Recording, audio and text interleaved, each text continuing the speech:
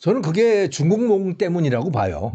중국몽이라고 하는 건 기본적으로 청나라 때의 영토를 되찾자라고 하는 거라고 저는 봅니다. 그건 네. 뭐 그 대다수의 중국 인민들도 동의를 하는 바이고 지금 뺏긴 땅들이 굉장히 많잖아요. 대만이 그렇고 남중국해 그쪽도 미국이 만약에 미국이 장악하고 있다고 본다면 그것도 그들의 입장에서는 뺏긴 것이고요. 그다음에 저 연해주, 블라디보스톡 이쪽에는 그거는 러시아한테 뺏긴 땅이고 또 저쪽 그 중앙아시아 쪽에도 뺏긴 땅들이 많아요. 근데 사실은 그게 정말 뺏긴 땅이냐? 그 말도 참 이상하긴 해요. 왜냐하면 그들이 가서 다 점령한 땅이거든요. 네, 네. 자기들이 뺏은 땅이에요. 아, 자기들이 뺏은 땅인데 그걸 남들이 뺏으니까 우리가 뺏겼다고 이제 그렇게 하고 있는 거예요. 어쨌든 그 땅을 되찾는 게 중국몽의 굉장히 중요한 일부분인 것이죠. 근데 그걸 찾자면 어떻게 해야 되느냐? 그걸 찾자면 군사력이 강해야 되잖아요. 군사력을 강화시키기 위한 그런 산업들을 키우는 게 중국몽의 굉장히 중요한 일부분이 된 겁니다. 네. 그 이전까지 1980년대부터 시진핑 때까지 30년 동안 중국이 굉장히 많은 돈을 벌었는데 그때까지의 중국의 경제 핵심은 뭐냐? 그거는 팔리는 걸 만드는 거였어요. 팔리는 걸 만드는 거예요. 그런데 시진핑 시기에 들어오면서 중국이 본격적으로 돈을 쏟아붓기 시작한 거는 팔리는 걸 만드는 게 아니고 그건 자본주의 방식인 거죠. 네. 그게 아니고 중국을 위대하게 만들기 위한 거를 만들어내기 시작한 겁니다. 그게 뭐 방위산업 관련된 그런 것들, 그러니까 해군 함정들 만들고 인공위성 만들고 뭐 전투기 만들고 하는 이런 것들 이게 다 그러니까 첨단 제조업과 관련된 것들이에요. 또 전기차, 태양광 뭐 이런 것들도 그 안에 같이 들어있는 거고 최근에는 그것들을 신질 생산력이라고 부르죠.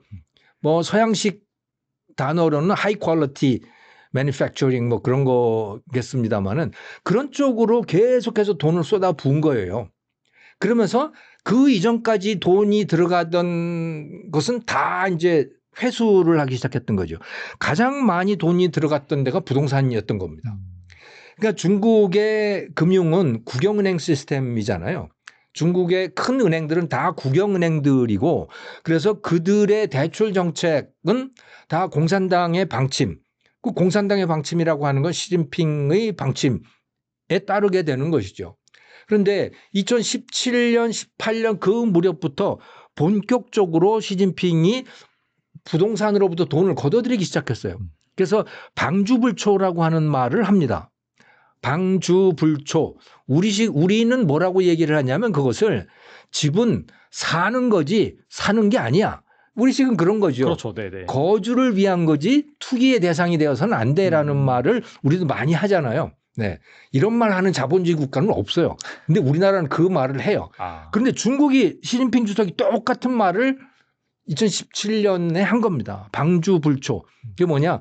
방이라고 하는 거는 집이고 주는 거주, 불은 아니 불자, 초는 투기예요.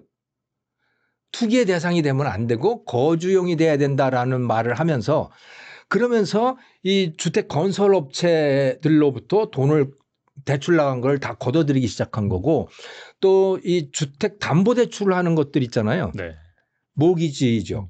그것도 이제 확 줄여버리고 이렇게 되니까 뭐 주택 시장이 완전히 꽁꽁 얼어붙기 시작하죠. 그래서 집도 안 팔리고 건설하고 있던 건설 공사들도 다 중단이 되고 뭐 그렇게 하는 겁니다.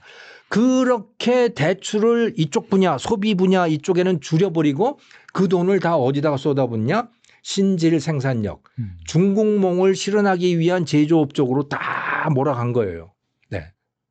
그러니까 여기에 어마어마한 돈들이 쏟아져 들어오게 된 거고요. 예를 들어 태양광 업체 또는 전기 업체, 전기차 업체 이런 데들이 그렇게 돈이 쏟아져 들어오니까 그걸 받아서 그러니까 전기차 업체 같으면 100개가 넘는 기업들이 생겨난 거예요. 그렇죠. 전기차 브랜드가 말이에요. 그렇게 네네. 생겨나는 거예요. 그러니까 뭐 그 안에서 얼마나 치열한 경쟁들이 벌어지겠습니까? 지금은 뭐 뭐 30개가 남았다든가 몇 개가 남았다든가 여전히 많아요. 여전히 많아요. 전기차 생산 라인이 얼마나 되겠습니까? 어마어마하게 많은 거예요. 전기차만, 자동차만 하더라도. 그러니까 예를 들어서 그 뉴욕타임즈에 나온 그 데이터를 보면 2024년 기준으로 해가지고 중국의 자동차 생산 능력이 연산 5,100만 대예요. 네. 근데 중국 내수가 2,500만 대이고요. 그러면 2,600만 대의 생산 여력 있잖아요. 과잉 생산 설비가 있을 거 아닙니까? 그럼 그건 수출 안 하면 그냥 쓸 수밖에 없는 거예요. 서 있을 그렇죠. 수밖에. 네. 근데 수출이 600만 대예요. 그러니까 2,100만 대의 과잉 생산 능력 중에서 수출로 가동할 수 있는 게 600만 대면 나머지 1,500만 대는 그냥 서 있다는 이야기인 거죠. 어디 뭐 쌓여 있겠네요. 네. 그렇죠. 네. 쌓여 있고 네. 생산 라인이 서 있고 그렇게 되잖아요. 근데 그거를 만들기 위해서 어마어마한 돈이 들어간 겁니다. 그게 다 GDP로 잡히는 거예요. 왜냐하면 GDP라고 하는 게 Gross Domestic Product니까 국내 총 생산이잖아요. 생산을 얼마나 했느냐라고 하는 게 GDP이거든요. 그렇죠. 네. 그 경제 성장률도 바로 그걸로 계산을 하는 거고. 그런데 그렇게 수많은 공장들을 만드는 과정에서 얼마나 많은 생산이 이루어졌겠어요. 철강 생산해야죠. 뭡니까 설비들 다 생산해냈겠죠. 그 공장 설비 만들기 위해서 또 건설업 또 그걸 건설하느라고 계속해서 뭐 수주하고 그렇게 되지 않았겠습니까?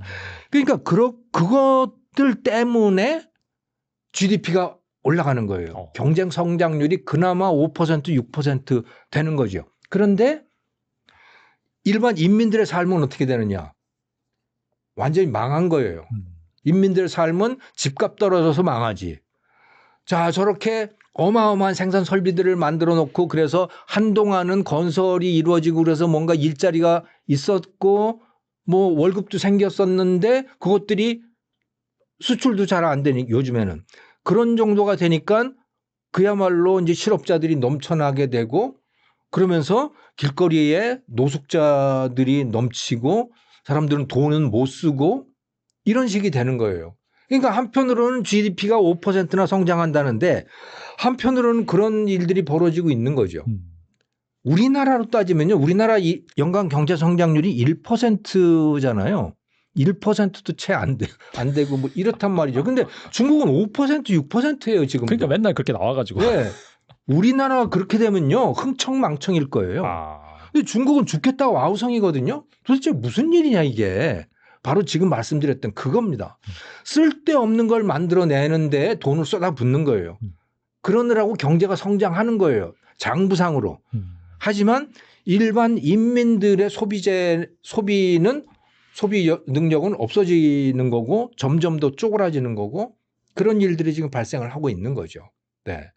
그래서 중국 경제가 나쁘다라고 하는 건 이걸 말하고 있는 겁니다. 그러니까 성장률 5%는 매우 좋은 거예요. 그거 그대로 우리나라식의 5%면 중국은 흥청망청 해야 돼. 근데 그렇지 않다. 일반 인민들의 삶은 죽을 지경이다. 근데 한편으로 공장은 많아지고 있다. 아직 지금도요. 여전히 산업단지들이 계속해서 생겨나고 있습니다. 근데 거기서 일자리는 잘 안 생겨나는 거예요. 그냥 빈 땅이 돼버리고 잘못하면 그런 식의 일이 계속해서 지금 벌어지고 있는 겁니다. 왜? 국영은행에서 그런데 계속 대출을 해주고 있기 때문에.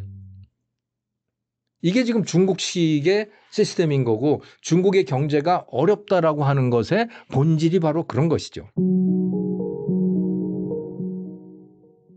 올해 얘기가 아니라 뭐 미중 관세 이런 문제를 떠나서 벌써 몇 년 됐죠. 한 2, 3년 전부터 중국 경제가 어렵다는 얘기는 계속 나옵니다. 또 이런 얘기를 하면 또 어떤 분들은 야 내가 중국 가봤던데 뭐 활발하던데 그거는 그 지역 얘기고 중국 전체 통계를 봤을 때는 중국이 상당히 지금 경기가 어려워진 거는 맞고요. 특히 가장 이제 심각한 게 청년 실업입니다. 이 중국이 사실은 청년 실업률이 하도 높게 나오니까 그때 언제냐면은 이게 23년이죠. 23년에 그 중국의 청년 실업률이 이제 그 당시에 나왔던 게 뭐 19.6%로 발표를 했는데 그때 이제 베이징 대학의 장단단 교수라는 분이 이게 탕핑족이나 이런 걸 갖다가 전부 다 노동시장에서 제외하고 나머지만 가지고서 이제 한 거고 그 탕핑족 포함하면은 이게 46.5%라는 거예요. 근데 ILO에서 그 실업을 기준을 매길 때 일주일에 1시간이라면은 고용이거든요. 근데 중국에서 요새 보면 기그워커들 많잖아요. 배달하고 뭐 이러면서 일주일에 1-2시간 일하는 사람들도 많이 있을 수 있는데 이런 것들 다 포함했을 때 실업률이 46.5%라 그러면요. 제대로 된 직업을 가진 정규직을 가진 사람은 20% 미만일 가능성도 많다. 심지어는 그렇게까지 얘기하는 사람들도 있거든요. 그러니까 이런 거 보면은 중국이 청년 실업이 정말 심각합니다. 그러다가 이제 2023년에 그러고 나서 더 이상 통계 발표를 안 하다가 갑자기 2024년 12월에 통계 뭐 방식을 바꿨대요. 근데 어떻게 바꿨는지 설명은 별로 없으면서 12월 달에 갑자기 청년 실업률이 14%대로 떨어졌다. 이거를 과연 믿을 사람이 누가 있겠습니까? 그러니까 이걸 가지고서 뭘 어떤 기준으로 했는지는 모르겠지만 잠깐 청년 실업률이 실제로 지금 보면은 뭐 아무리 못 잡아도 60에서 70%는 되지 않겠냐 이렇게 보고 있거든요. 우리나라도 청년 실업률이 상당히 요새 보면 전 세계가 다 그렇게 얘기를 하고 있는데 그렇다 그래도 이렇게까지 높진 않죠. 예. 그러니까 지금 중국은 굉장히 어려운 상황인데 여기다가 작년에 그래가지고 하도 이제 힘드니까 중국에서 3차례 대규모 부양책을 냈어요. 맞아요. 예. 그래가지고 작년 9월부터 10월 사이에 이때 들어간 돈이 처음에 이제 1차 9월 24일에 나와서 이때 중국 금융 쪽에서 제시를 해가지고 뭐 통화 정책을 완화하고 부동산 금융 지원하고 주식시장 부양책을 쓰고 이러면서 쓴 돈이 190조 원입니다. 이때 발표한 게. 그다음에 이게 9월 24일이고요. 그다음 10월 8일에는 얼마를 또 얘기를 했냐면은 이게 약 36조 원. 아까보다는 상당히 작죠. 190조 원에 비해서 36조 원이면은 굉장히 적은 액수로 보이지만 과연 36조 원이라는 게 적은 액수냐? 이거는 38조 원. 네, 이거는 이제 지방 정부 부채 해소하고 지방 인프라 확충 뭐 이런 거에 관련된 돈을 쓰고요. 그다음에 그리고 4일 후에 이제 3차로 중국 재정부에서 액수를 정확하게 밝히지는 않았는데 역주기 조절 정책 그래 가지고 이게 역주기 조절이라는 게 뭐냐면은 그러니까 경기가 안 좋아질 때는 이걸 이제 쭉 끌어올리고 경기가 너무 과열되면 낮춘다. 이게 요 말을 중국식 표현으로 역주기라 그러더라고요. 그러니까 우리식으로 하면 경기 순환 경기 뭐라 그러죠? 안정화 정책? 이렇게 말해야 되겠죠. 근데 중국에서는 이걸 역주기 조절 정책이라고 불러요. 그래가지고 이런 걸 한다. 근데 여기서는 구체적인 액수는 발표를 안 했는데 대충 얘기 들어보면 한 300조 이상은 쓰지 않았겠냐. 뭐 이렇게 보고 있습니다. 왜냐하면 앞에 처음에 이제 9월 24일에 나온 것만 해도 190조 원이니까 이렇게 이제 되는데 이래가지고 증시는 좀 올라갔어요. 근데 그런 다음에 가지고 그때 제가 이 얘기를 보고 중국이 지금 현재 상황이 일시적인 유동성 부족인 거냐 아니면 전반적인 경제의 효율성이라든지 아니면 나라 전체를 이끌고 나갈 만한 동력이 부족한 거냐. 이게 일시적인 유동성 부족이라면요. 이렇게 돈 푸는 건 효과가 있습니다. 어떤 금융위기가 순간적으로 왔다든지 이럴 때는 이런 게 가능한데 중국은 사실 그런 상황은 아니어서 저는 요거를 갖다가 그렇게 긍정적으로 보질 않았고 저뿐만 아니라 이 당시에 외신에서도 대부분 이걸 좀 부정적으로 봤었죠. 그런데 어쨌든 증시는 부양이 됐고요. 그 증시가 부양된 게 뭐 등락은 조금 있지만 그래도 그 정도 선은 유지는 되고는 있습니다. 더 치고 올라가지는 못했고. 근데 이거 이후로 뭐 경기가 활성화되고 내수가 진작이 되고 뭐 이랬다 그러면은 이게 뭐 신고점을 뚫고 올라가야 되는데 지금 그러지는 못하고 있거든요. 그런데 이런 상황에서 또 트럼프라는 큰 그 관세라는 아주 큰 변수를 만나게 됐고 지금 뭐 관세는 지금 중국하고는 또 한 번 유예가 됐죠. 그러니까 중국도 상당히 버티는 힘이 세기 때문에 미국도 함부로는 못 건드리지만 계속 이제 유예가 되면서 불확실성은 누적이 되고 있고요. 근데 여기서 중국이 내수 부양책을 더 쓰기가 어려운 게 중국도 지금 GDP 대비 부채 비율이 중앙정부만 해도 70% 가까이 되거든요. 근데 GDP 대비 부채 비율 아까 뭐 다른 나라 뭐 이탈리아 140% 이렇게 얘기했으니까 이거 절반밖에 안 되네 그러는데 이 문제는 뭐냐면요. 지방정부 부채를 뺀 거예요. 근데 지방정부 부채에 대해서 뭐 중국 당국에서는 뭐 GDP 대비로 봤을 때 30-40% 된다 이렇게 얘기를 하는데 그것만 해도 100%가 넘긴 하지만 그거 고지고대로 믿는 사람은 거의 없고요. 그 LGFB라 그래가지고 Local Government Financial Vehicle 그래서 그 중국 지방정부에서 운영하는 그 부동산 개발 프로젝트가 있는데 거기에 있는 것들은 정말로 이게 블랙박스예요. 정말로 얼마가 들어가 있는지를 모르는데 그 부채를 전에 보면은 뭐 컨설팅 회사 맥킨지나 보스턴 컨설팅 같은 데서도 거기에 대해서 추정을 예상을 하는데 그게 아마 GDP의 한 거의 100%를 넘어갈 거다라고 예상을 하고 있어요. 그럼 합치면 170%가 되는 거거든요. 이렇게 170%가 된다는 거는요. 지금 그리스나 이탈리아보다 훨씬 높은 거예요. 그러니까 이렇기 때문에 중국은 그래도 약간 이게 통제 경제고 뭐 그런 부채들이 그렇게 나라 경제를 무너뜨릴 정도의 디폴트로 갈 정도의 위험은 아니지만 어쨌든 여기서 더 부양책을 써서 그러니까 정부가 재정 적자를 더 내서 부양책을 더 쓰기가 쉽지 않다는 거죠.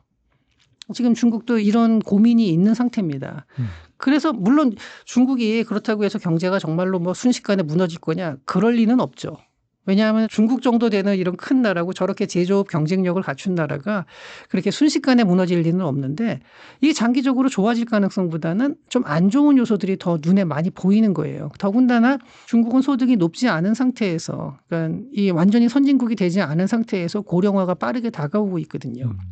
그러니까 고령화가 다가온 나라들 과거에는 보면 선진국이 돼야지 이제 고령화가 된다 그러는데 그렇죠. 중국은 아직 선진국에 진입하지 못한 상태에서 또 고령화가 빠르게 다가오고 있고 그러면은 거기서 발생하는 거는 또 재정 문제가 발생해요. 재정이 더 부담이 되는 거죠. 그러니까 이런 종합적인 거를 봤을 때 중국 경제가 좀 이렇게 지금 현재 상태에서도 청년 실업이 굉장히 높고 이렇게 답답한 상황인데 여기에 뭔가 희망이 보여야 되는데 이게 희망보다는 그러니까 희망적인 것도 있기는 있는데 그러니까 어떤 거냐면 대표적으로 중국에서 막 정부에서 프로젝트 돈을 막 투입해 가지고 AI 같은 딥시크 같은 경우는 굉장히 큰 성과를 냈고 뭐 양자 컴퓨터라든지 아니면 우주 항공에서 이런 거 보면 정말 중국이 아주 막 세계 최고의 기술을 가지고 이런 성과를 내고는 있는데 그게 과연 민간으로 파급이 되면서 정말로 내수를 진작하고 이 경제를 갖다 이끌고 나가는 힘이 되고 있느냐 할 때 보면은 그 힘이 조금 약간 약하다는 거예요. 없는 건 아니지만 그게 조금 약하고 그거보다는 부정적인 면이 더 많이 보인다. 그리고 청년들이 또 상당히 그 불만을 가지는 층으로 지금 바뀌어 가고 있는 중이고요. 이런 것들이 이제 사회에서 그러니까 저도 뭐 청년들이 어느 정도 그런지 모르겠지만 아무래도 좀 불만을 가질 수밖에 없는 거죠. 이렇게 되면은 이러다 보니까 시진핑의 지도력에도 좀 문제가 생기는 거 아니냐. 공산당에서도 지금 시진핑의 경제 정책에 좀 문제가 있는 거 아니냐. 이런 얘기들이 좀 나오고 있거든요. 특히 이제 과거에 이제 시진핑이 그 집권하고 나서 이런 것들이 있죠. 그러니까 뭐 타락한 자본주의 뭐 이런 얘기들을 몇 번 했어요. 네. 그리고 중국식 그 경제 성장 모델 이러면서 뭐 반도체, AI 뭐 정말 양자 컴퓨터 뭐 이런 식으로 좀 우주 항공 막 굵직굵직한 것들을 갖다가 많이 내세웠고 또 실제로 거기 성과가 난 것도 맞지만 그러면서 다른 쪽에서는 뭔가 이제 비효율이 많이 발생을 하게 되고 또 뭐 부동산이나 사교육이라는 게 상당히 그 부정적인 면도 많지만 그렇다 그래서 그걸 일시적으로 완전히 규제해 버리는 거는 좀 너무 성급했거든요. 그러니까 우리나라에서도 그렇고 다른 나라도 그래요. 사교육 시장을 완전히 없애버리면은요 청년 실업률은 올라갈 수밖에 없습니다. 부동산도 조절이 필요했죠. 거품이 너무 커진 건 맞았거든요. 그래서 조절이 필요했는데 그래도 그걸 하는 과정에서 너무 빠르게 한 게 아니냐. 안 그래도 경기가 이렇게 후퇴하는 와중에 그러한 것들을 갖다가 너무 이제 극단적으로 좀 밀어붙인 것이 아니냐. 또 이런 비판도 있습니다. 그래서 지금 시진핑의 경제 정책에 대해서는 중국 내에서도 좀 불만이 나오는 게 아닐까 저는 이런 생각이 들고요. 그런 것들이 종합적으로 나타나면서 이번에 그 시진핑 실각설까지 연결된 게 아닌가 하는 생각이 듭니다. 네, 디플레이션에 빠져 있죠. 중국 정부는 부인하고 있습니다만 네. 지표를 보면 명확합니다. 네. 이미 한 2년 가까이 지금 디플레이션 진행 중이죠. 근데 그렇게 되면은 이게 앞서서도 말씀하셨을 때 이렇게 강대강 구도로 미중 그 패권 전쟁이 일어나게 되면은 내부에서 해결할 수 있는 나라가 상대적으로 가장 좋다라고 했는데 네. 중국 같은 경우에는 뭐 엄청난 내수 시장을 가지고 있음에도 불구하고 이렇게 디플레이션이 심화된다는 것 자체가 내수 시장 자체가 별로 좋지 않다 이런 의미잖아요. 네. 중국도 많이 힘들지 않나요, 그러면? 네, 힘듭니다. 그런데 이제 중국은 힘들어도 우린 견딜 수 있다라는 입장인 거고 네. 미국은 살짝 때리면 아야 하고 그 곡소리가 나는 나라고 뭐 그런 거죠. 그리고 약간 정치 시스템의 차이도 좀 있다고 봐야 되나요? 아무래도 뭐 중국은 그 공산당이 그렇죠. 하고 미국 같은 경우에는 민주주의이기 때문에 조금만 힘들어도 막 시민들이 다 막 들고 일어나니까. 그렇죠. 네. 그럼 트럼프가 약간 스탠스를 바꿀 수도 있겠네요. 당연히 지금 그 머리가 지끈지끈할 겁니다. 그리고 중국의 높은 사람들이 몇 사람이 이런 발언을 했어요. 이 세상 누구도 중국이나 중국인의 인내심을 이길 자는 없다. 역사적으로 그런 뭐 증거가 있나요? 뭐 있는 건 아니지만 중국 사람들이 인내심이 많다는 건 사실 뭐 일반적으로 통용이 되고 있는 관념이죠. 러시아는 아무래도 좀 인내심이 있는 국가로 좀 전쟁 통해서라든지 역사적으로 봤을 때 좀 그런 게 있는데. 예. 중국도 마찬가지죠. 유명합니다. 예. 근데 이제 아무래도 이 중국의 이 청년 실업률 이런 것들이 상당히 심각하다라고 하더라고요. 이 7월 달 보니까 17.8%인데 이게 11개월 만에 최고치기나 제가 알기로는 예전에 이걸 또 산정 방식을 바꾼 걸로 알고 있거든요. 네. 너무나 높으니까. 그래서 이 중국의 청년 실업률이 심각한 문제 이건 어떻게 보세요? 네, 아주 심각하고 아마 지금 개혁 개방 이후 가장 심각한 때가 아닌가 싶습니다. 이런 것들이 뭐 중국 이런 체제를 흔들릴 만한 그런 이슈로 발전할 가능성 없을까요, 그러면? 그러니까요. 제가 그런 질문을 많이 받거든요. 이런 문제가 있는데 중국 공산당이 흔들리지 않을까요? 이런 문제가 있는데 공산당 체제가 개대로 갈 수 있을까요? 저는 그런 질문을 하는 경우에 이런 말씀을 드리고 싶어요. 중국의 현재 상황이 북한보다도 나빠진다면 뭐 체제가 흔들릴 가능성은 있을 겁니다. 근데 이제 중국 사람들도 이 개혁 개방 이후에 눈부시게 발전을 했고 뭐 서구 문명이라든지 아무튼 간에 빠르게 발전하고 뭐 여러 가지 일상생활 수준이 많이 올라가다 보니까 그런 거의 익숙해져 있는 상황이잖아요. 근데 이제 많이 힘들어지면은 그 강도가 만만치 않을 것 같은데 그래도 뭐 잘 버틸 거라고 이제 보시는지 궁금하네요. 잘 버틴다는 게 누가 잘 버틴다는 질문입니까? 그러니까 일반적으로 젊은 세대겠죠. 아무래도 그런 뭐 소황제라든지 해가지고 한자녀 정책 때 태어난 그런 사람들이 막 다 누리고 살다가 지금 막상 사회에 나와 보니까 먹고 살기도 너무 힘들고 할 것도 없고 근데 그런 상황이 더 심각하게 더 오래 간다라고 했을 때 이런 것들이 사회적인 문제로 대두되지 않을까요? 어떻게 보세요? 이미 사회적인 문제라고 다 인정받고 있는 이슈들입니다. 네, 다 사회적인 문제고 중국 정부도 심각하게 생각하고 지금 중국 사회도 심각하다고 이야기하고 있는 그런 일들이에요. 그러니까 더 큰 문제를 만들 가능성이 아니 그게 아니라 이게 어디서 걸리느냐면 제가 받는 질문들은 항상 맨 끝이 뭘로 끝나냐면 경제가 나쁜데 중국 공산당 체제가 그대로 갈 수 있을까요? 실업률이 큰데 중국 공산당이 견딜 수 있을까요? 앞에 부분은 다 맞는 얘기예요. 근데 그 뒷부분의 그 질문과 저는 그 연결이 잘 되지 않아요. 그러면 우리나라도 그 빈부 차이가 굉장히 크죠? 우리나라가 지속될 수 있을까요? 근데 그거랑은 좀 다른 게 예전에 뭐 우리나라도 이제 군사정권 시절이 있었고 그런 거 민주화 운동을 통해서 극복을 했잖아요, 결과적으로. 그러니까 그런 운동이 일어나는 거죠, 사실. 만약에 그렇게 극심하게 뭔가 힘든 상황에서. 지금은 그런 상황은 아니라는 우리가 거죠, 민주화 운동이 일어났을 때 그게 먹고 살기가 힘들어서 민주화 운동이 일어났나요? 그때 막 굶고 그래서 민주화 운동이 일어났나요? 그런 건 아니죠. 그런 거 아니죠. 근데 어째서 중국 공산당에 대한 질문에는 질문이 그렇게 연결이 되는지는 모르겠어요. 그러니까 많은 사람들이 중국 공산당에 대한 반감이 있기 때문에 또 제가 이런 설명을 하면 많은 분들이 댓글을 답니다. 저 중국 공산당의 앞잡이, 시진핑의 주구, 쟤는 친중이야. 아주 뼛속 깊이 공산당이구만. 뭐 이런 얘기들을 많이 하시는데 저는 여러분들이 중국 상황과 중국 공산당의 논리를 이해하실 수 있도록 돕는 겁니다. 그들이 옳다거나 그들이 더 낫다고 얘기하는 게 아니에요. 그러면 그냥 우리가 감정을 해소하는 그런 일시적인 기분 좋은 대답을 원하신다면 당연히 중국 공산당 못 견딜 겁니다. 뭐 이렇게 얘기를 드려야 되겠죠. 그러나 그건 현실이 아니잖아요. 중국 공산당은 잘 견딜 거고 요 정도 상황으로 사회체계의 분란으로 이어지지는 않을 겁니다. 그러니까 뭐 민주주의 같은 경우에는 그렇게 경제가 안 좋고 하면 선거를 통해서 계속해서 바꾸니까 뭐 그런 게 되는데 거기는 그게 안 되니까 그런 차원에서 아무래도 좀 그렇게 바뀔 가능성이 없을까라고 이제 궁금해 하시는 것 같아요.